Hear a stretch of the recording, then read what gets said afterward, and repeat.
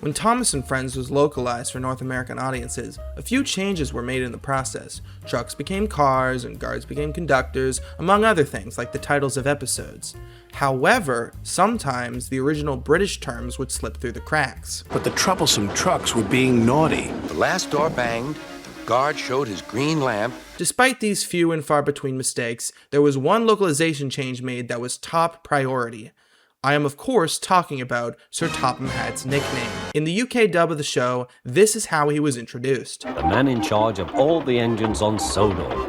They call him the Fat Controller. This would not slide in North America at the time, so it was decided that he would only go by Sir Topham Hatt and nothing else. And unlike some of the other changes made to the show, there were no slip-ups, right?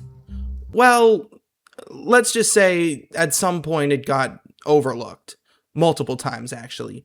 Introducing the Percy's Ghostly Trick and Other Thomas Stories VHS tape, first released in August of 1994, which features Thomas's Anthem, the first ever Thomas music video. Now keep in mind, the United Kingdom's first exposure to the song was on a 1993 cassette tape, and America's first exposure to the song was a shortened version during Shining Time Station Live. So not only was this the first time anyone had ever seen the music video for the song, but it was also the first time North America had even heard the full song. Now, with all that said, let's take a listen to the third verse of the song.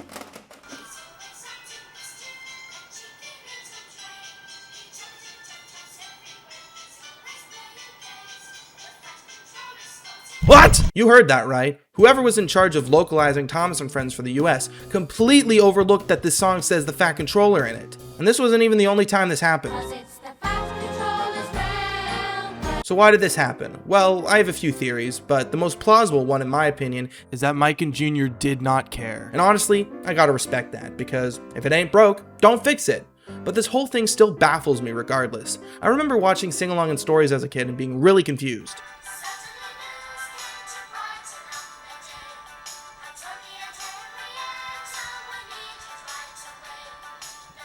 Well, that's just rude.